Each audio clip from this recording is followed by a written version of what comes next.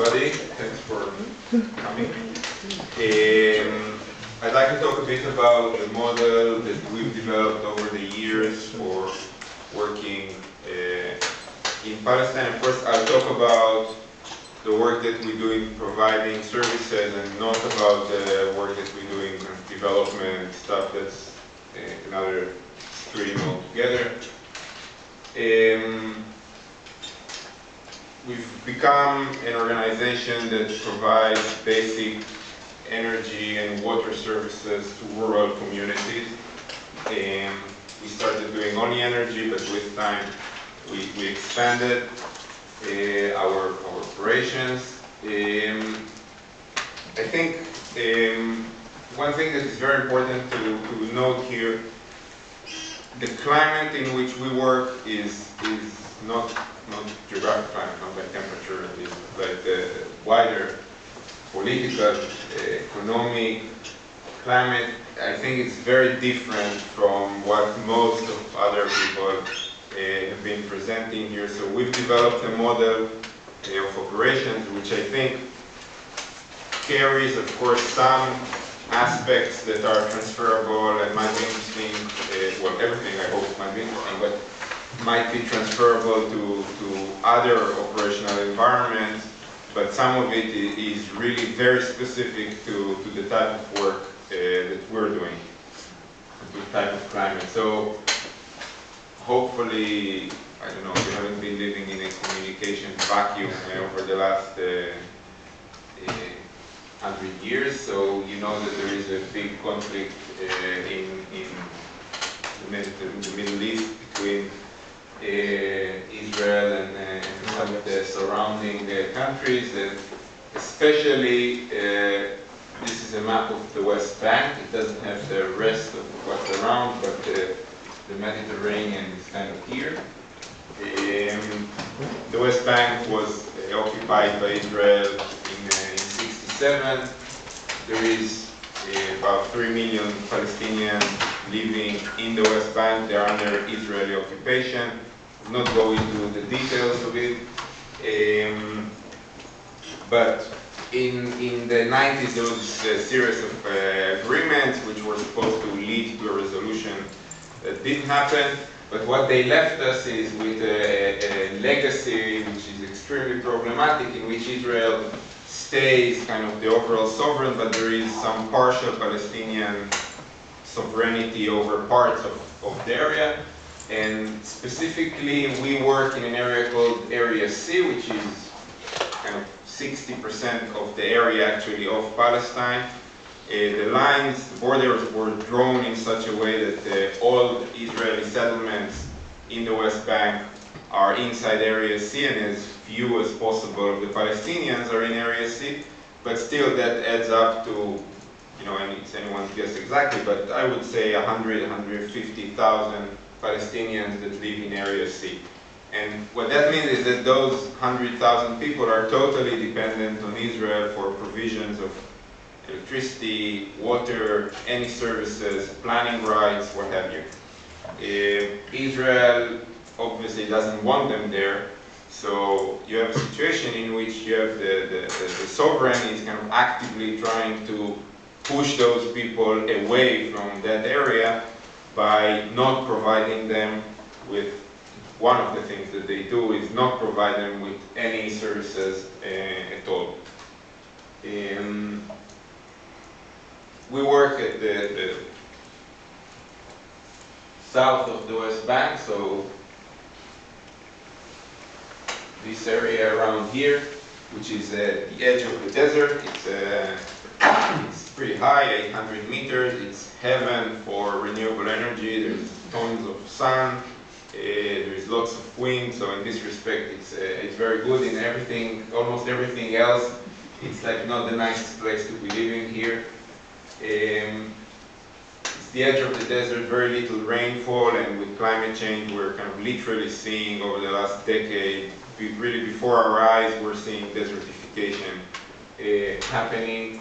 There's political marginalization, so it's an area that is being marginalized or is marginalized before the occupation, certainly with the occupation, And unfortunately, it will probably continue to be a marginalized area even after the occupation will end within Palestine.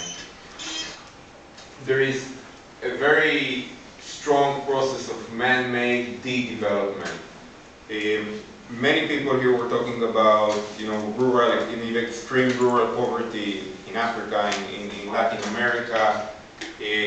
Palestine, I think, is a very strange and kind of unique example. That there is, it's not rich country by any standard, but it's very far from rural Latin America or rural Africa. But there are some areas, South Mount Hebron and the Jordan Valley, that, because of many reasons, but now especially because of the occupation, have gone a process of de-development. So people there live in caves and tents, but it's not because they want to, but it's because if they would build a house, it would be demolished immediately by the Israeli authorities. And you have a situation in some of the communities where we work, we're forced to build large, expensive, complex, hybrid systems, although there is a high voltage line going literally over the heads of the people living there, but this supplies electricity to the settlements, not to the Palestinians, so they cannot get connected. And of course, there is a lot of violence there, both by the army and settlers, so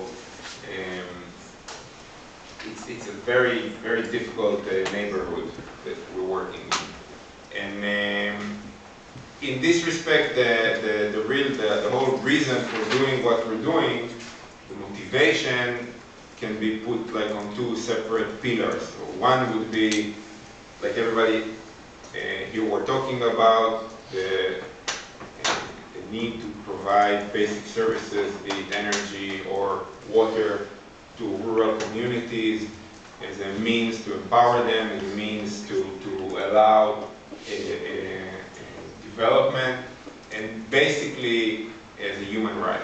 We view provision of those services as a basic human rights.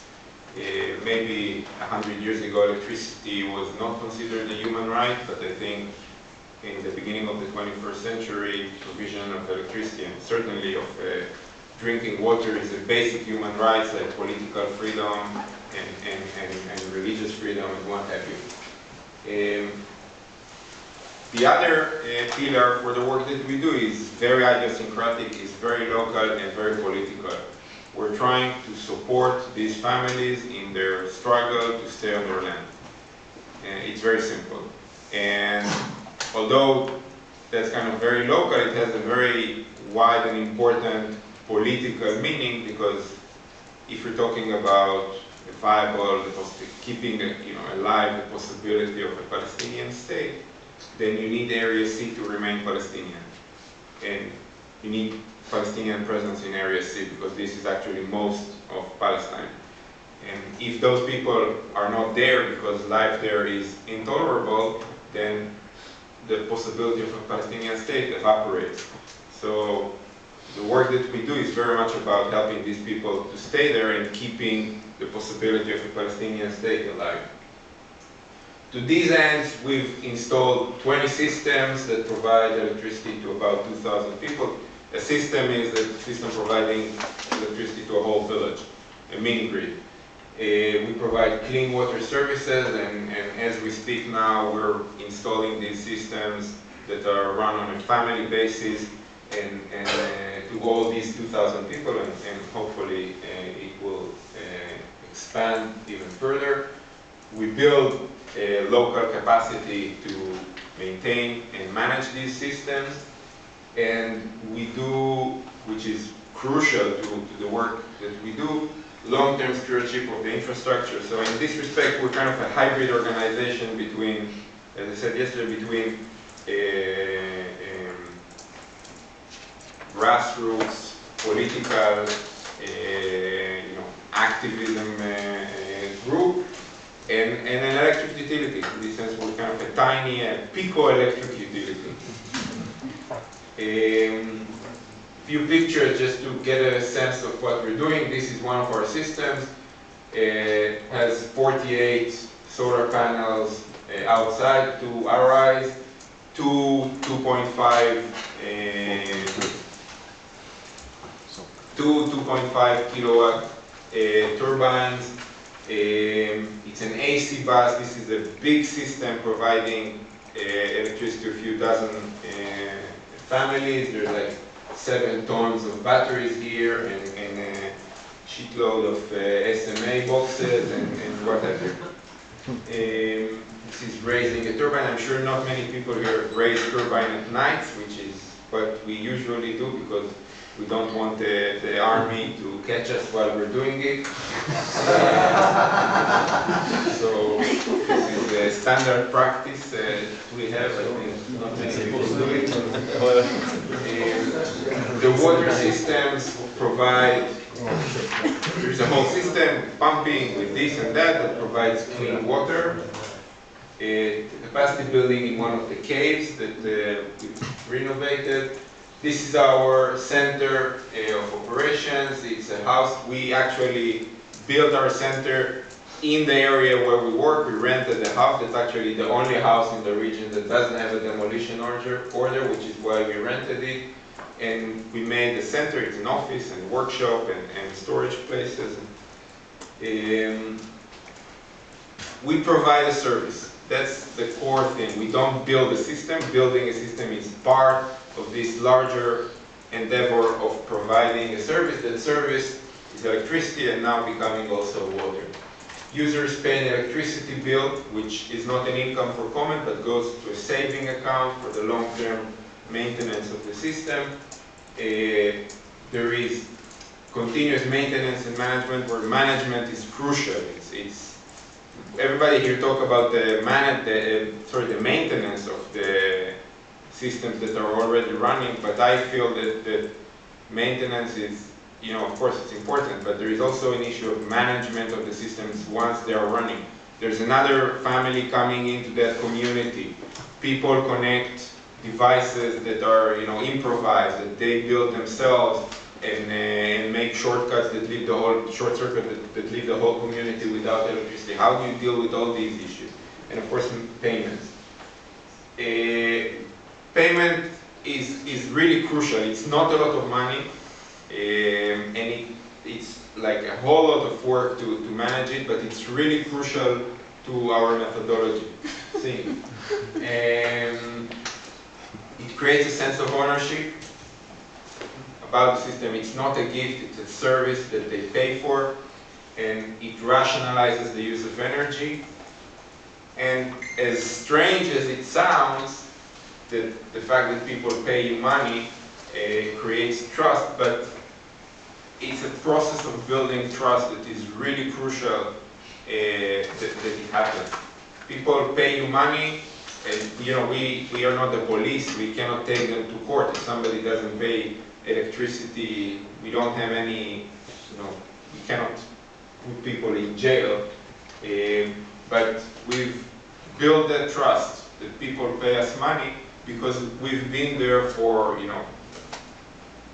5-8 years every day. You have to kind of walk the walk, not only talk the talk. And if you say that something will happen, it should happen. It may be, and this is something that we try very hard. Maybe it doesn't take the time that we say it will, but it does happen in the end. So that's it. Thank you very much.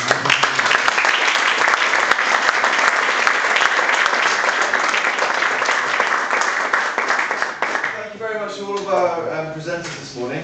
We've got a few chickens and we started a bit late, so we're running a bit late, but I was going to suggest we do 20 minutes of questions. So can I invite anyone that's spoken this morning to come up here? We'll fill 20 minutes of questions and then we'll go for a coffee break at about 11:30.